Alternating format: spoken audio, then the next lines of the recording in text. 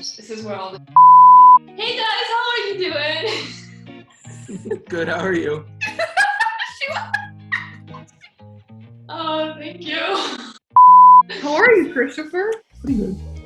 How are you, Chris? How are you, Sydney? How are you? I'm great. How are you? I'm good. How are you? I'm good, how are you?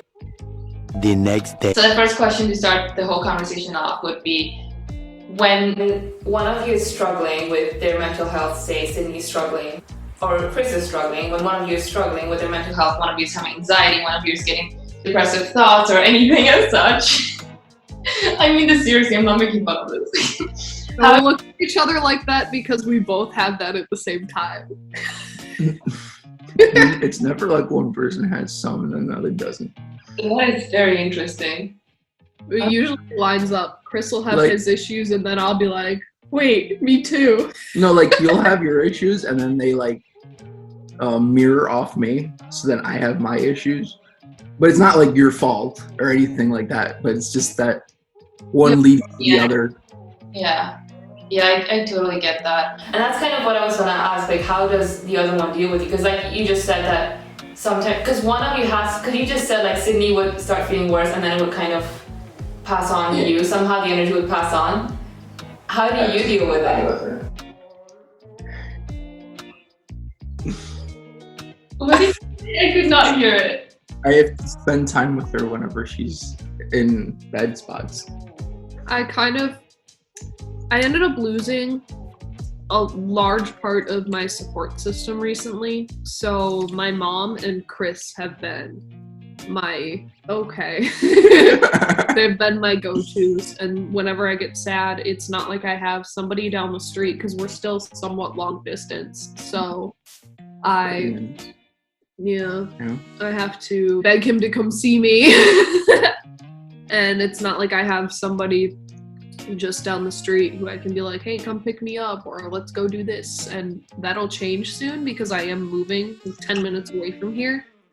But it's kind of hard when I'm going through something. If I need Chris for just like emotional support for like an hour, say I need to talk to him for like an hour, but I also really want to see him, it's not like we can just meet up. It's not like I can be like, hey, can you pop over before you go to work or something like that, because it's so far away. And also you have another problem there with meeting me halfway. Well, I can't. Yeah, you can't, because somebody Cut that out, please. Cut that out. I'm not trying to get arrested.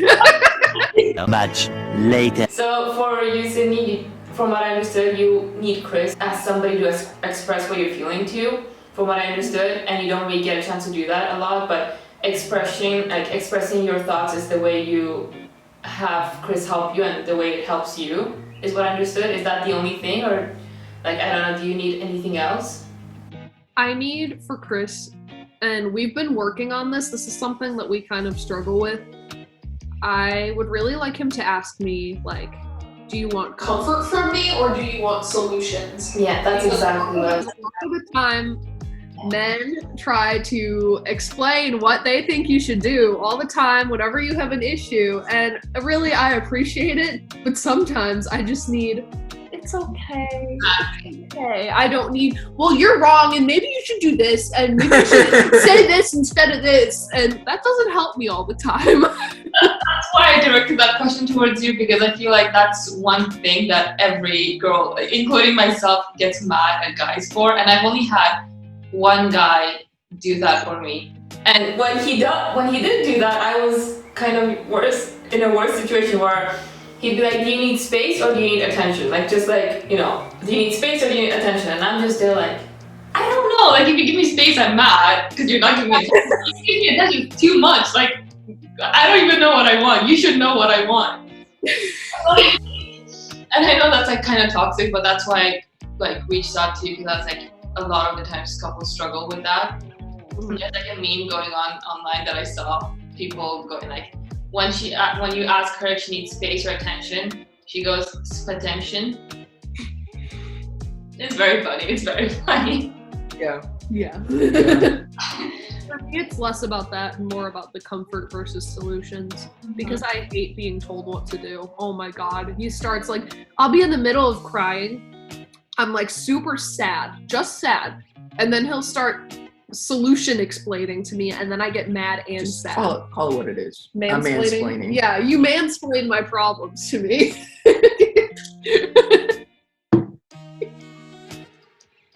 That's a beautiful addition. No, I do it. I don't control it usually. No, but I feel like I kind of understand where. Sorry. Is that what they sound like there?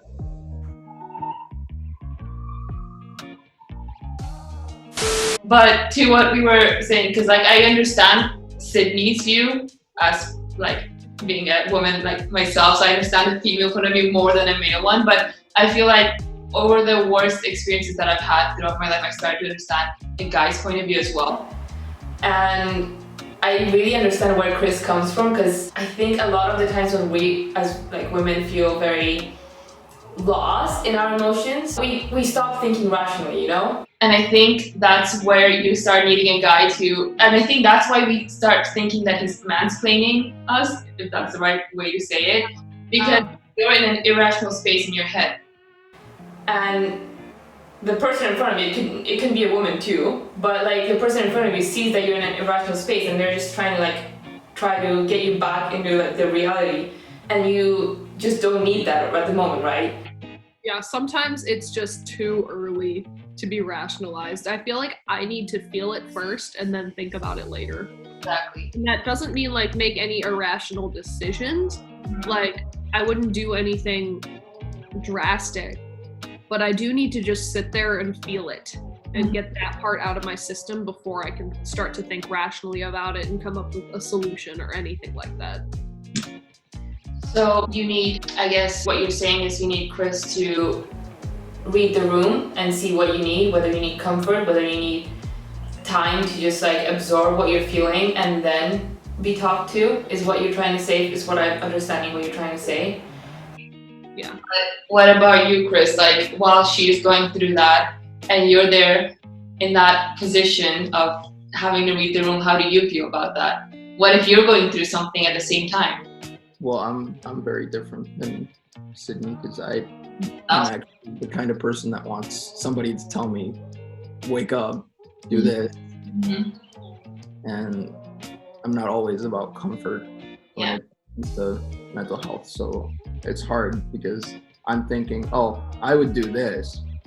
But then I'm like, oh wait, she doesn't need this.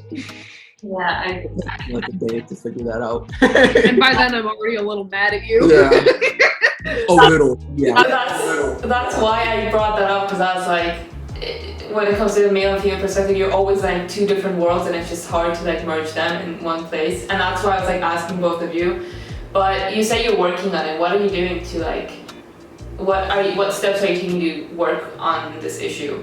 Let's call it an issue. Mind him a lot. Sometimes help. Yeah, and like we'll be in the middle of an argument about how I'm feeling sometimes, and I'm like, I don't need this. Stop.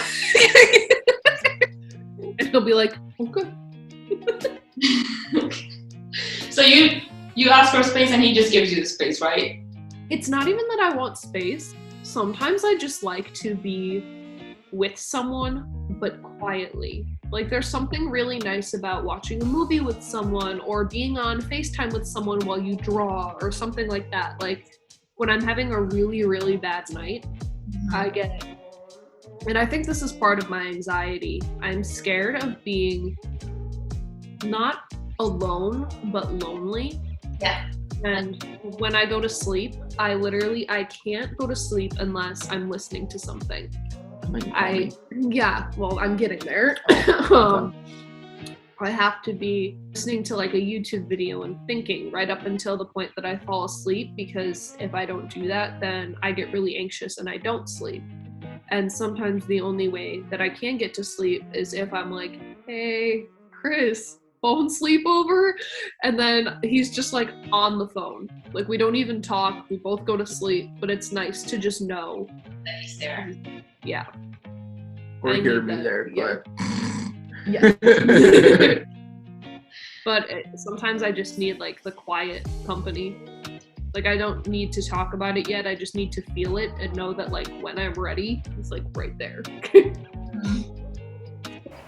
I totally get that. I really do. I think I've struggled with that majority of my life, and that's reflected on my relationships. And Chris would know a lot about that. Just out of the fear of being alone I did so many things. I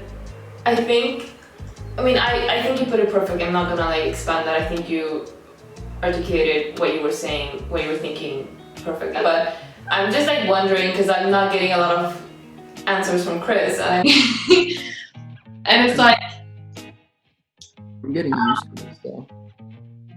It's really hard because I'm not used to having my phone on the whole night. Because I'm like addicted to the thing. So whenever she's like, "You want to sleep over?" I'm like, "Oh my god, my phone's not gonna be able to do this all night. It's gonna overheat." Like things are going through my mind, going, "Oh my god, this is not good for my phone." Blah blah blah. But doesn't have nothing. Doesn't really For your matter. phone?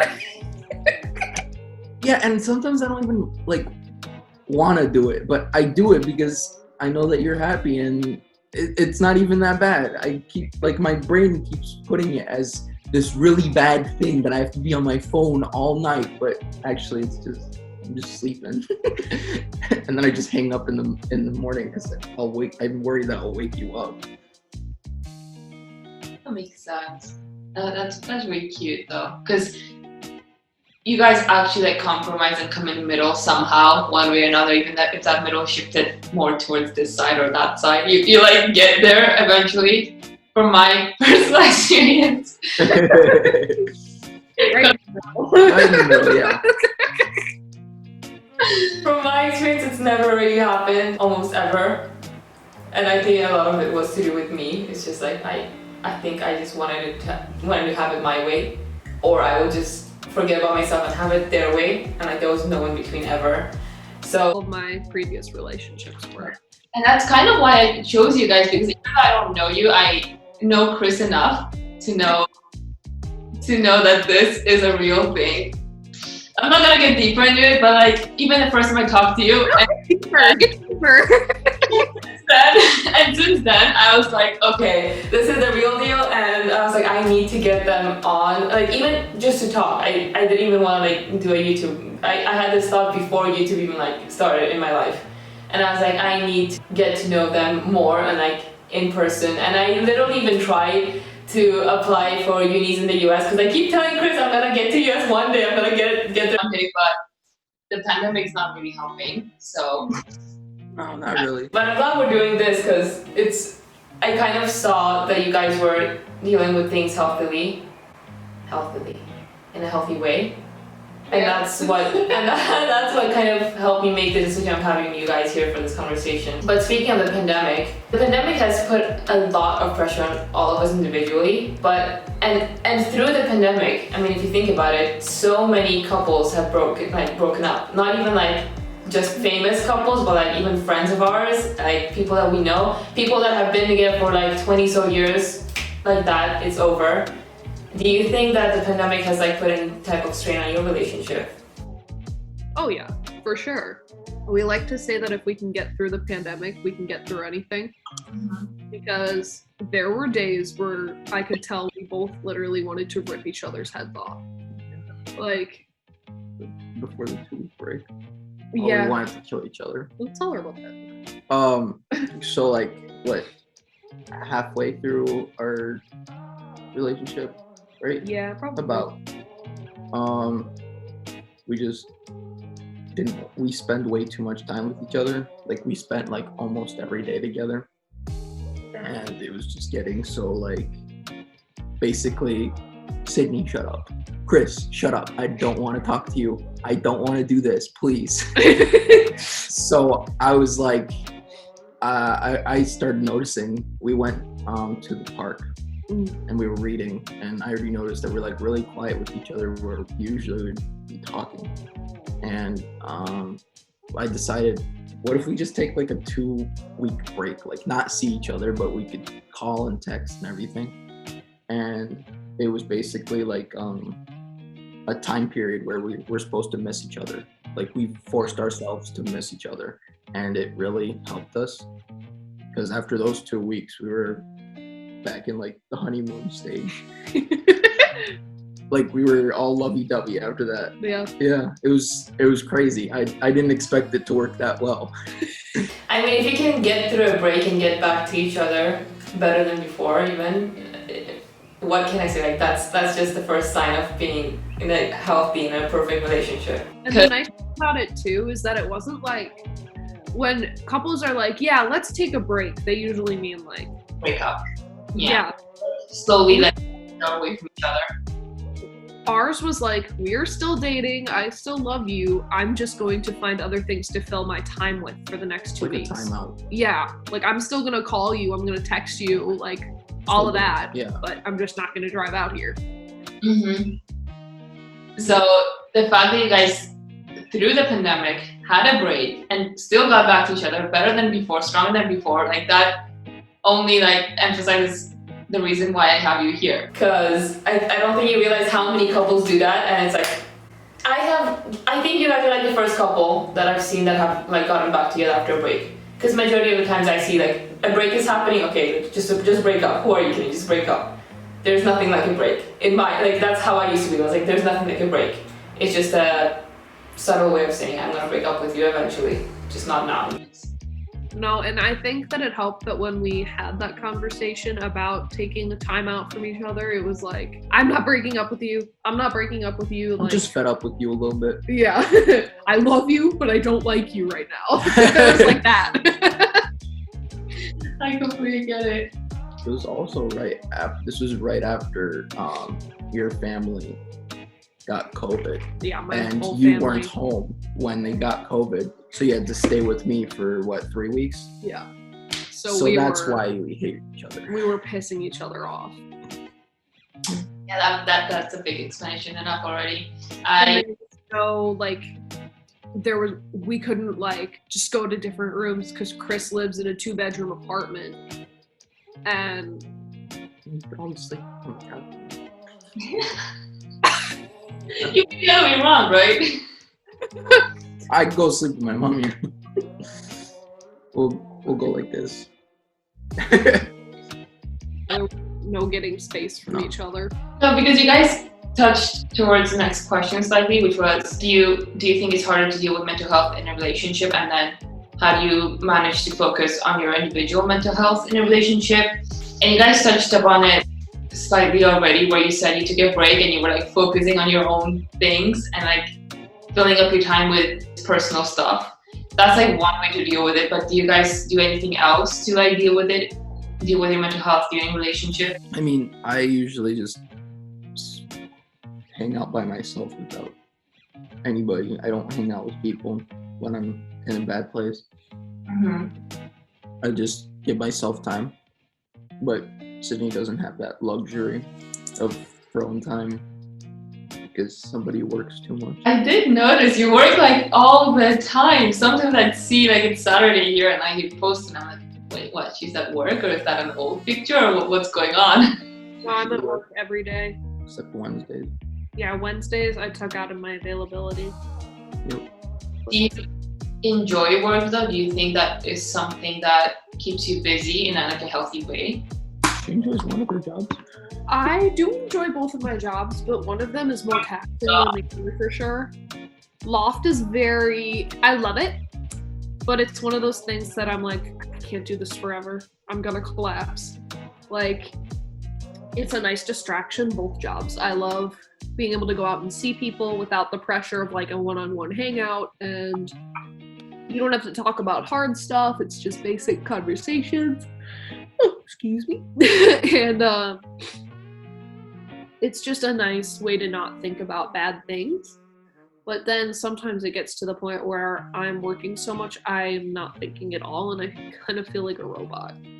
Yeah, that's kind of what I was trying to aim at, because a lot of times when you have because I thought you were only working one job. Now I'm finding out you're doing two. Just yeah. Now I understand what overworking means, but yeah, it is crazy to work two jobs. But some people just find that as an excuse to not deal with their mental health at all, and just use distraction. Some use it as a healthy like block, because if you think about it, I had a therapist that once told me a trick to like deal with my anxiety was basically mentally take a note that, okay, set a time throughout the day which you will use in a specific place to deal with all the anxiety of like the whole day. So say I will choose 5 p.m. in this bathroom every day. Like every time I'll have some like anxious thought coming up, like I'm getting anxious about filming with you guys, for example, I'd be like, in my head, I'd be like, no, Vanshika, we're gonna think about this at 5 p.m. today. Like, just delete the thought and schedule it for like a different time. And I thought that was ridiculous. I thought that is ridiculous. Because how can you like just, because anxiety just comes to you like this. You can't really do anything to control it. But if you like mentally start talking to yourself and you're like, okay, you know, don't think about this now. We're gonna worry about this at 5. And then when you come here, just take it all out at once is what helped me a lot. So a lot of people kind of use their work in the same way to get away from their issues at the present moment and then deal with it later on throughout the day. But a lot of people don't deal with it at all. And I think when they don't deal with it is when you lash out at your significant other. Is why I put this question in, because the way one of you feels will, like Chris mentioned at the beginning, the way one of you feels will reflect onto the other one way or another, right? Yeah. Like nature, you can't really do much to stop it. And that's why I put that question in. That sums up the video for now.